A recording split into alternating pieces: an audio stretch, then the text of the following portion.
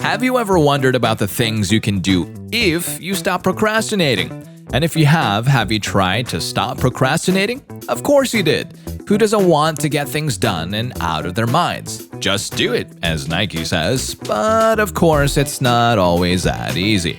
Nowadays, whether we like it or not, we are surrounded by so many distractions. And even though we have tasks to finish and deadlines to cover, sometimes we just don't have enough willpower to get through them. Or do we? Welcome to Luxury Wire, where future millionaires take a step forward every single day. And in this video, we'll get to the roots of why you keep running away from your tasks and how you can face them head on. We'll also teach you how you can build trust with others and most especially with yourself. To have things more organized, we've prepared a list of advice you can follow. Feel free to pause the video to process your thoughts or take down notes as you go along. In this way, you'll be able to assess what's the missing link you're lacking to become a better version of yourself. Alright, let's get this started. First up is to try and reduce friction. Of course, you have a whole life ahead of you, and in between your goals are some obstacles you just can't seem to get through. Maybe you haven't addressed them at all, or you're pushing against them, creating so much unnecessary friction. Looking back, I'm sure you had that one recurring task that's just filled with minor yet many subtasks. And if it weren't for the deadline, you wouldn't have endured the time you worked on it. But what if you actually have something to combat these minor tasks? Think of it. If you have repeating tasks, why not set a system that you can follow? Like a guide of some sort to minimize the energy you just need to get started. Because if you have something prepared in advance, you're most likely to deal with the matter at hand. Small tasks such as writing thank you emails for every single engagement will surely drain you out. But what if you spend at least some hours segmenting some emails and creating schedules? You'll be able to save some energy every day. Or what about your environment? If you can't work on a cluttered desk, why not switch things up and clean your stuff? The point is that you need to be aware of the things that are keeping you from completing your tasks, and then find ways to address them. You don't have to sweep them all under the rug. You can take your time and make things work for you.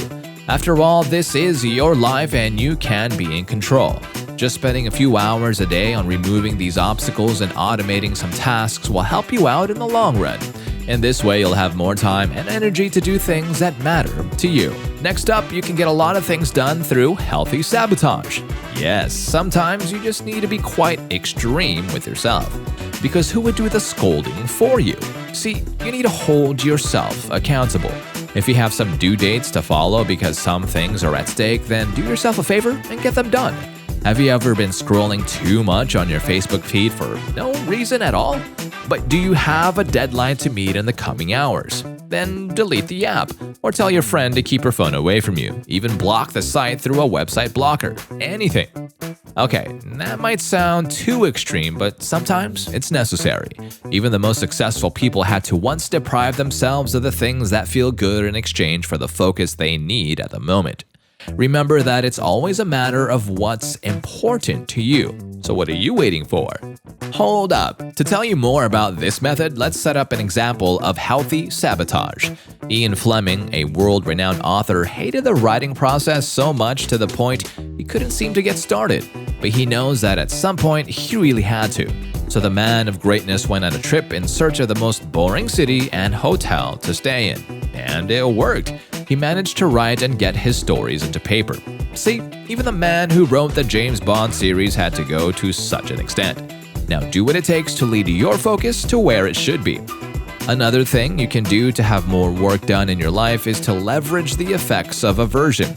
This psychological phenomenon implies that we tend to view a perceived loss as motivation to get things done.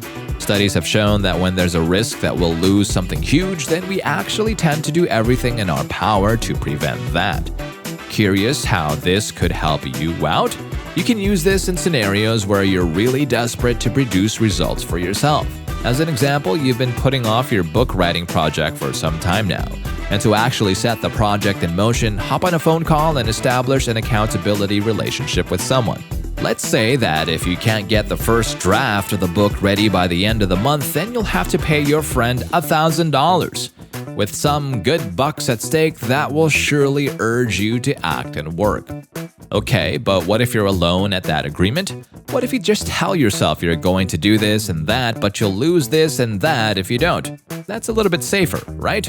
However, if you include others in your task and let them know you're going to such heights to get them done, then you're setting them up for some expectations.